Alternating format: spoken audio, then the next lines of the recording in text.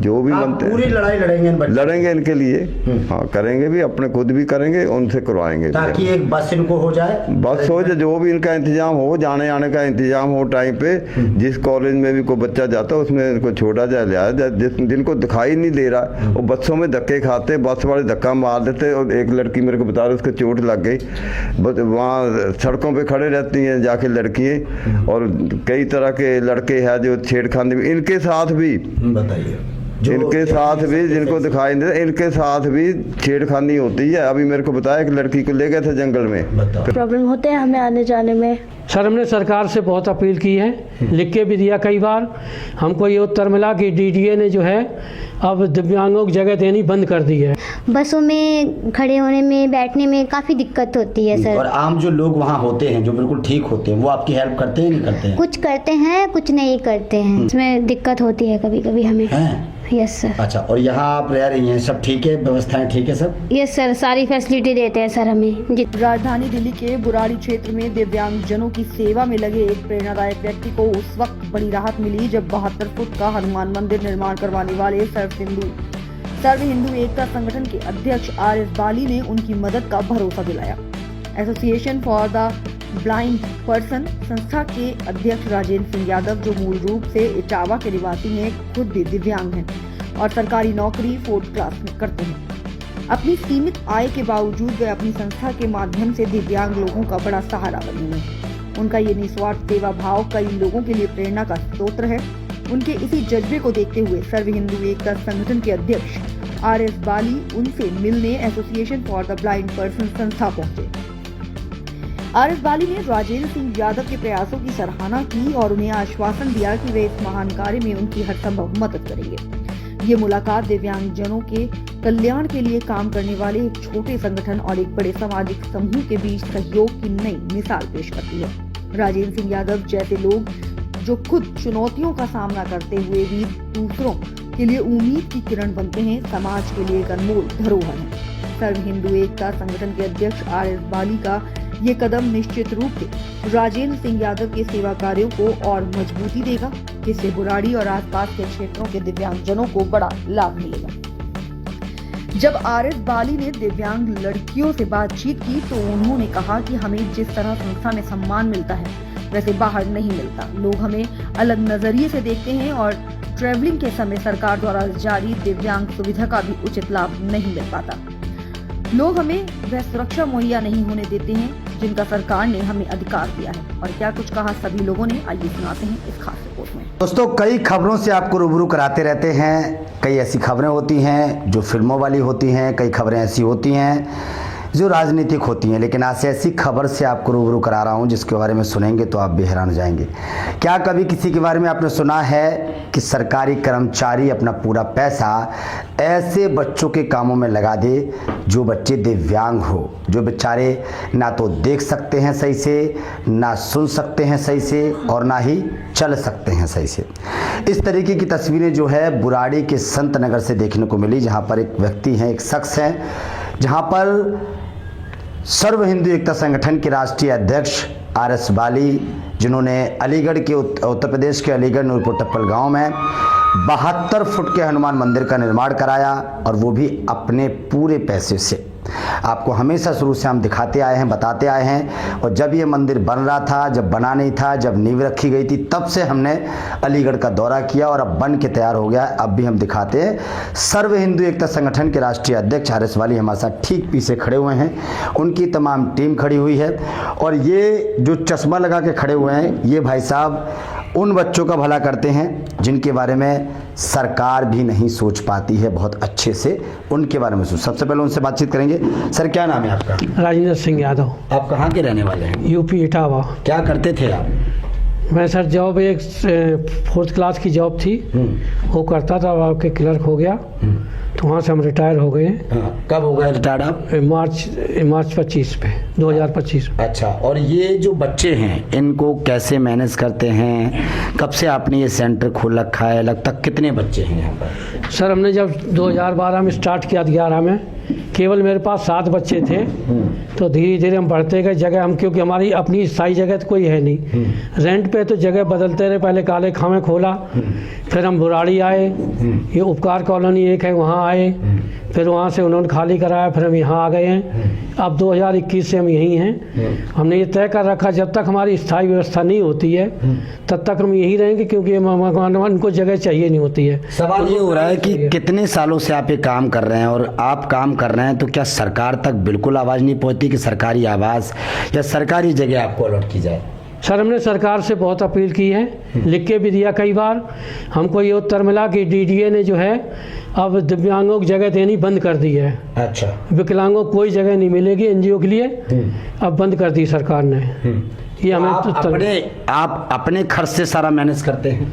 हाँ सर, जो हमसे होता हम करते हैं। जो अगर कोई आप जैसा कोई आ जाता है वो भी दे जाता है, और जो नहीं होता मैं जेब से करता हूँ अपने आप। अच्छा, इस फ्लैट का कितना खर्चा जाता है? 27,000 किराया है महीने का।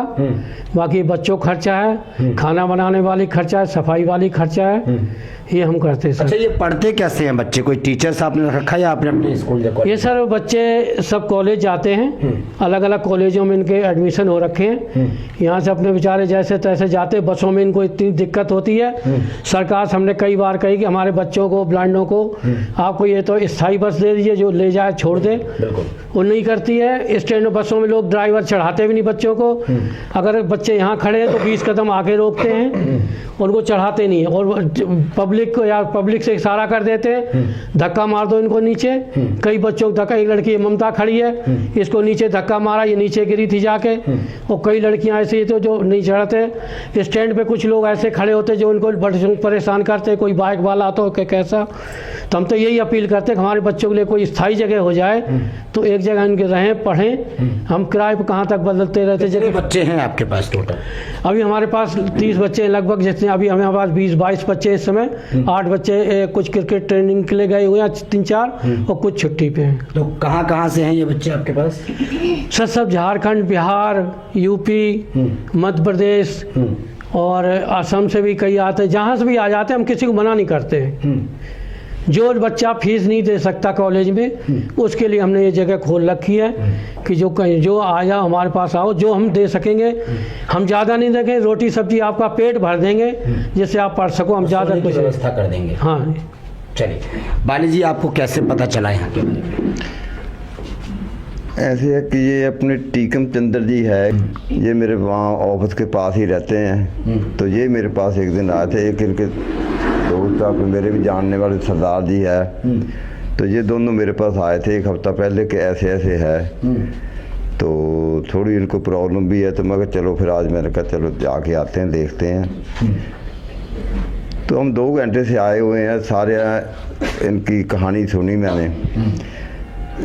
हमारे जैसे लोगों को, जब बड़े बड़े जो धन्ना सेठ बैठे हैं दिल्ली के अंदर, या हमारी बीजेपी गवर्नमेंट, इनको डूब मरना चाहिए मेरे हिसाब से, क्योंकि मेरी भाषा तो ऐसी ही है, आपको पता है। इनको डूब मरना चाहिए। एक ऐसी बच्चियाँ जिनको दिखाई नहीं देता, और इतने मैंने इनको देखा, पढ़ा के देखा, जब देख रहा हूँ इतनी देर से, इतनी लायक, इतना इनका दिमाग तेज है पढ़ाई में भी। तो इनकी हेल्प भी ना हम करें तो फिर क्या जीने का हक है? जब क्या ऐसी गवर्नमेंट को करना। बीजेपी गवर्नमेंट आ गई, आम आदमी पार्टी आ गई, कांग्रेस, तो इनके लिए तुमने क्या कि अपनी कोठियों कारों में घूमने के लिए तुमने कर रखा। मैं इनकी पूरी हेल्प करूँगा, जहाँ तक मुझे जाना पड़ेगा मैं जाऊँगा। जो भी इस एरिया का मंत्री होगा, चाहे जो भी MP MLA है, उनको मिलूँगा मैं। बाकी ये क्या कुछ दिलाने की आपकी तैयारी सरकार की तरफ से कि भाई इनको घर मिल जाए? पहले फर्स्ट तो इनको रहने की जगह हो। बिल्कुल, बाकी चीज़ें तो बाद की होती हैं, खाना पीना, जो भी कपड़ा लत्ता, पढ़ाई, वो बाद की चीज़ें वहाँ इनको मिले। फिर पहले रहने को जगह तो हो ना अपनी। अब एक गरीब आदमी छोटी सी नौकरी का, उसने सारी ज़िंदगी की कमाई इनके ऊपर लगा दी, किराया देता, कहाँ से देना किराया? हर एक महीने 30,000 रुपया किराया। मैंने अंदाज़ा लगाया 1 लाख रुपया महीने का खर्चा है इनका, कम से कम, वो भी तंगी में। अगर ज़्यादा हो तो ज़्यादा अच्छे में नहीं है, अगर कपड़ा लत्ता सब कुछ लेके दें फिर तो ज़्यादा खर्चे है। अगर यही चीज़ सोची जाए कि चलो किराया दे दिया, थोड़ी सूखी रोटी दे दी, तो 1 लाख रुपए का खर्चा है इनका 40 आदमियों अच्छा, का। व्यवस्थाएं कैसी कर रखी इन्होंने अपने खर्च पर भी? अपने तो मामूली है व्यवस्था, अपने रह रहे अपने, सूखी रोटी इनको दे रहे, अपने चले जाते अपने जैसे भी है। फिर जाने का कोई इंतजाम नहीं गवर्नमेंट का। गवर्नमेंट को चाहिए इनके लिए कोई गाड़ी ऐसी हो, टाइम पे आए, टाइम पे इनको लेके, जिम्मेवारी हो उनकी गवर्नमेंट की। जिनको दिखाई दे रहा, जिनके पास सबको, उनको लिए क्या गवर्नमेंट के, उनके पीछे इनका पहले गवर्नमेंट देख रहे, मैं करवाऊंगा जो भी बनते पूरी लड़ाई लड़ेंगे इनके लिए। हाँ, करेंगे भी, अपने खुद भी करेंगे, उनसे करवाएंगे ताकि एक बस इनको हो जाए, बस हो जाए, जो भी इनका इंतजाम हो, जाने आने का इंतजाम हो टाइम पे। जिस कॉलेज में भी कोई बच्चा जाता है उसमें इनको छोड़ा जाए, लिया जाए। जिनको दिखाई नहीं दे रहा वो बसों में धक्के खाते, बस वाले धक्का मार देते। और एक लड़की मेरे को बता रही, उसको चोट लग गई, बस वहाँ सड़कों पे खड़े रहती हैं जाके लड़कियाँ। और कई तरह के लड़के हैं जो छेड़खानी भी इनके साथ भी, बताइए, इनके साथ भी, जिनको दिखाई नहीं दे, इनके साथ भी छेड़खानी होती है। अभी मेरे को बताया कि लड़की को ले गए थे जंगल में, फिर वो ले आए ढूंढ के, चोट लग गई कुछ। यानी इतना समाज हमारा गिरा हुआ। हम हिंदू राष्ट्र मांग रहे हैं, ऐसा हिंदू राष्ट्र मांग रहे हो आप? कुछ शर्म आनी चाहिए मंत्रियों को जो बड़े बड़े पदों पे बैठे हैं। इनकी तरफ देख के आपको वैसे ही रोना आ जाएगा। तो इसलिए मैं आज आया था, इनको देखा मैंने, सारा बातचीत की है, तो इनकी जहाँ तक है हेल्प करेंगे हम। चलिए, देखिए, तो देखिए आप किस तरीके की जो बात है वो RS वाली जी को पता चली है। मैं कुछ लोगों से बात करूंगा, कुछ बच्चियां हैं यहाँ पर जिनसे मैं बात करूंगा। क्या नाम है आपका, कहाँ से हैं आप? हेलो सर, मेरा नाम बबीता है, मैं आसाम गुवाहाटी से हूँ। बबीता, कब से हो आप यहाँ पर? अभी मैं अगस्त से हूँ, मेरी एडमिशन हुआ है यहीं पर दिल्ली पे IP कॉलेज से, मैं BA कर रही हूँ। अच्छा सर, क्या रहती हो आप? जी। कैसी व्यवस्था है यहाँ पर? हमें तो जितना हो जो हमें चाहिए, कुछ भी चीज़ों के लिए कमी होने नहीं दिया सर। अपने हिस्से से जितना हो सके वो देते हैं, हमें कुछ भी कमी होने की। सरकार से भी कोई अपील करेंगी कि सरकार भी आप लोगों की मदद करे? जाने आने में कितनी दिक्कत होती है आप लोगों को कॉलेज? अभी सर ने बता ही दिया, जितना जो प्रॉब्लम होते हैं हमें आने जाने में। तो लोगों को भी हमारी, मतलब सबसे ज़्यादा तो रहने की जगह ही। कौन सा कोर्स कर रही हैं आप? मैं हिस्ट्री ऑनर्स से कर रही हूँ। अच्छा, क्या बनना चाहती हैं? History teacher. Very good, nice. आप बताइए, आपका नाम क्या है? मेरा नाम प्रभा है। मैं UP मुजफ्फरनगर की रहने वाली हूँ और मैं DLED कर रही हूँ। मैं गवर्नमेंट सर्वेंट बनना चाहती हूँ। अच्छा, यहाँ रह रही हैं तो सब ठीक है? हाँ जी, मेरे को यहाँ पे रहते हुए 4 साल हो गए हैं। तो राजेंद्र सर हमारे बहुत अच्छे हैं, हमारी बहुत हेल्प करते हैं। उनसे जितना बन पड़ता है वो हमारी इतनी हेल्प करते हैं। मैं जितना उनका धन्यवाद करूँ उतना ही काफ़ी है। उनसे जितना हमारे लिए होता है वो हमारे लिए करते हैं। और मैं सरकार से यही अपील करना चाहूँगी कि वो हमारे सर के लिए बहुत हेल्प करे और हमारे लिए भी जो भी। अच्छा, आने जाने में दिक्कत होती है आपको कॉलेज? हाँ जी सर, आने जाने में हमको बहुत दिक्कत है। बसों में खड़े होने में, बैठने में काफ़ी दिक्कत होती है सर। और आम जो लोग वहाँ होते हैं, जो बिल्कुल ठीक होते हैं, वो आपकी हेल्प करते हैं, नहीं करते हैं? कुछ करते हैं, कुछ नहीं करते हैं। हाँ जी सर। अच्छा, आपका नाम क्या है? किरण। किरण, कहाँ से हो आप? सर मैं UP की रहने वाली हूँ। अच्छा, UP में कहाँ से किरण? गोरखपुर। अच्छा, तो किरण यहाँ आप रह रही हैं, कब से रह रही हैं आप? सर मुझे 1 साल हो गए यहाँ पे। 1 साल हो। क्या पढ़ाई कर रही हैं आप? मैं मिरांडा कॉलेज से कर रही हूँ, BA सेकेंड ईयर। तो कैसे जाते हो बेटा आप? सर बस से जाते हैं, बस में दिक्कत होती है कभी कभी हमें। Yes sir. अच्छा, और यहाँ आप रह रही हैं, सब ठीक है, व्यवस्थाएं ठीक है सब? यस सर, सारी फैसिलिटी देते हैं सर हमें जितना हो सकता है। अच्छा। Yes sir. अच्छा, तो क्या बनना चाहती हो आप? मैं म्यूजिक टीचर बनना चाहती हूँ। प्राइज। आपका नाम क्या है, आप कहाँ से हैं? मेरा नाम प्रीति है और मैं उत्तराखंड केदारनाथ साइड की हूँ। अच्छा, प्रीति कौन सी पढ़ाई कर रही हो? सर मैं ग्रेजुएशन लास्ट ईयर चल रहा है मेरा। अच्छा अच्छा अच्छा। तो प्रीति क्या बनना चाहती हो? मैं टीचर बनना चाहती हूँ। टीचर बनना चाहती? हाँ जी। पढ़ाई में कैसी है आपकी वो? सर ठीक है। अच्छा, यहाँ आप कब से रह रही हो? सर मेरे को 1 साल हो गए हैं यहाँ पे। अच्छा, सर की कैसी व्यवस्था है यहाँ पर? जितना उनसे हो पाता है, बन पाता है, वो करते हैं हमारे लिए, चाहे वो जैसे भी करे, चाहे उनकी स्थिति कैसी भी हो, पर वो हमारे लिए करते हैं। चाहे अच्छा, पढ़ाई के लिए सरकार बड़ा बड़ा बजट जो है वो छात्राओं के लिए देती है। आप लोगों के लिए भी चाहेंगे कि आपको भी बजट मिले, रहने आने की व्यवस्थाएं मिले? यस सर, हम चाहते हैं क्योंकि हम ब्लाइंडों के लिए अब जैसे कि अब धीरे धीरे आपने सुना होगा कि एग्ज़ाम ब्लाइंडों